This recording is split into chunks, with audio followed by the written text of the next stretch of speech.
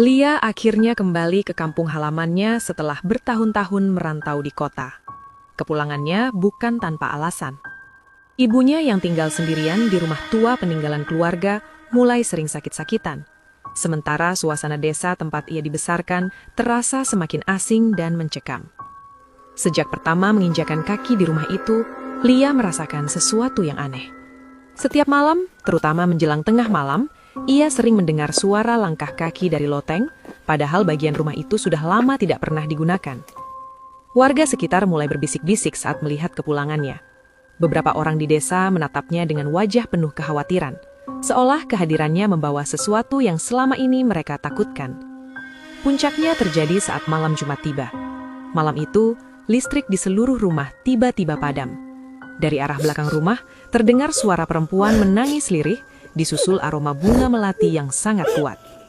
Saat mengikuti suara itu, Lia menemukan pintu kamar lama milik neneknya terbuka dengan sendirinya, padahal kamar itu selalu terkunci selama bertahun-tahun.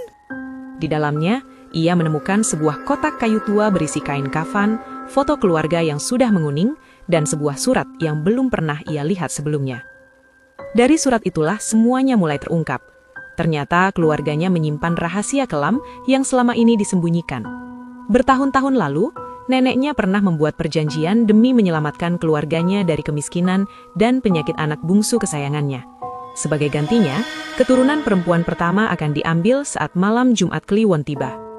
Ketika berusia 20 tahun, ibunya berhasil lolos karena melarikan diri dari desa dan menolak kembali selama bertahun-tahun. Namun kini, karena Lia pulang, kutukan itu seolah kembali. Sejak malam itu, teror semakin nyata. Cermin-cermin di rumah sering retak sendiri. Sosok perempuan berambut panjang mulai muncul di sudut-sudut ruangan. Dan setiap pukul 3 pagi, terdengar ketukan perlahan dari bawah tempat tidurnya.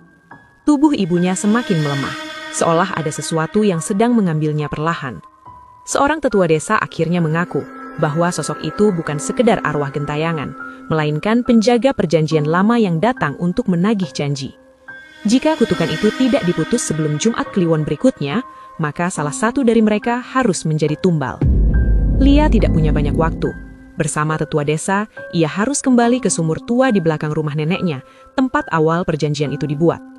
Di sana, tepat saat malam Jumat Kliwon, ia harus mengembalikan semua benda peninggalan perjanjian dan memutus ikatan yang selama ini mengikat keluarganya.